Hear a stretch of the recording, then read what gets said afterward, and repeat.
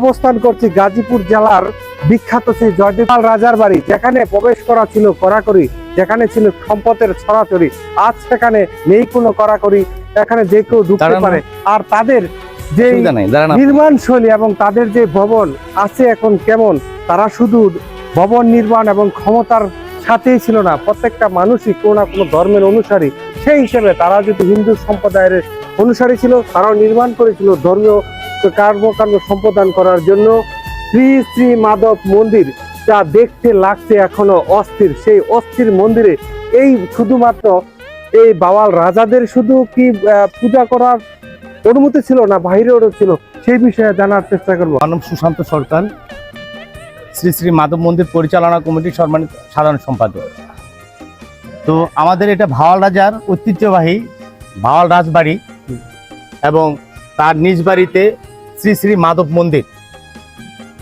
সেই মন্দিরটি দীর্ঘ 150 বছর আগের, যেখানে ভাওয়াল রাজার প্রচলিত বাংলাদেশের দ্বিতীয় বৃহত্তম রথযাত্রা এই গাজীপুর জেলা থেকে অন্তর্যাপন হয়ে আসছে।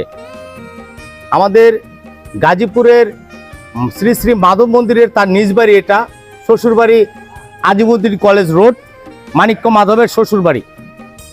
হ্যাঁ, তো এটা সকল সনাতন ধর্মী সকলের জন্য উন্মুক্ত, যেখানে ভাওয়াল রাজা প্রচলিত সকাল 9টার মধ্যে বাল্যভোগ হয়, 12:30টায় রাজভোগ সরানো হয় এবং সন্ধ্যাকালীন আরতি, যেটা ভাওয়াল রাজা প্রচলিত, সেই জিনিসগুলি রাজপুরোহিত হিসেবে আমাদের হরবল্লভ চক্রবর্তী বাবুল ঠাকুর সেই পূজা অর্চনা করে আসছেন, যিনি সরকারিভাবে বেতন পেয়ে আসছেন রাজস্টেট থেকে, কোনো ওয়ার্স থেকে।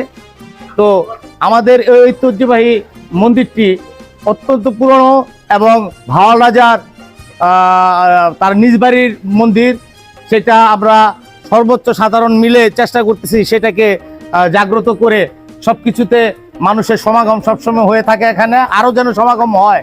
এখানে আসতে একটা সময় ছিল ভয়, বর্তমান আর সেই ভয় নেই এবং সকলেই যেন আসতে পারে। সকল হিন্দু সম্প্রদায়ের যারা রয়েছেন তারা এখানে এসে যে কোনো মুহূর্তে, উনি বলেছেন, পূজা অর্চনা করতে পারবেন। আর এর পাশেই রয়েছে সুবিশাল দিঘি, সেই দিঘি থেকে স্নান করে পবিত্র হয়ে এখানেই পূজা করত তৎকালীন সময়ের বাওয়াল রাজার এই বংশের লোকজন। আর এখানে ছিল অনেক কিছুরই প্রয়োজন, সেই প্রয়োজনগুলো মেটানোর জন্য সুবিশাল এরিয়াতে এই বাওয়াল রাজবাড়িটি স্থাপন করা হয়েছে। তার নিরাপত্তার ক্ষেত্রে ছিল যথেষ্ট কড়াকড়ি। তার সামনে রয়েছে সুবিশাল দৃষ্টিনন্দন নির্মাণ শৈলীর দেয়াল, যে দেয়াল টপকিয়ে শত্রুপক্ষে আসা খুবই ছিল দুরূহ। এবং এখানে হাতি দিয়ে আসতো রাজা এবং ঘোড়ার ছিল পাল। সেই ঘোড়া এবং হাতিদের জন্য রয়েছে এখানে বিশেষ ব্যবস্থা। রয়েছে একটি গাছ, যে গাছটি ছিল হাতির রোগের নিরাময়ের করতো কাজ, ঠিক না ভাই? সেই গাছটা এখনো বিদ্যমান রয়েছে দাঁড়িয়ে, এর সৌন্দর্যে অনেকেই এসে যায় হারিয়ে। এই ভাওয়াল রাজবংশ এবং তাদের স্থাপত্য প্রমাণ করে তৎকালীন সময়ের যে জমিদার প্রথার, যে বাওয়াল রাজার যে ক্ষমতা কেন্দ্রিক, এবং যে আমরা পুস্তক থেকে এবং ইতিহাস থেকে বাওয়াল রাজার সম্পর্কে বিভিন্ন তথ্য জানতে পাই, যে তথ্যগুলোর সমস্যার সমাধান আজও হয় নাই। কিন্তু এই ভাওয়াল রাজবাড়িটা এখনো দিব্যমান দাঁড়িয়ে আছে এই গাজীপুরের জেলা প্রশাসকের কার্যালয় হিসাবে, যা রাষ্ট্রীয় সম্পত্তি। আর এটা হচ্ছে মাধব, শ্রী শ্রী মাধব মন্দির। আর এখানে এসে আজ থেকে 150 বছর পূর্বে পূজা হতো, এখনো পূজা হয়।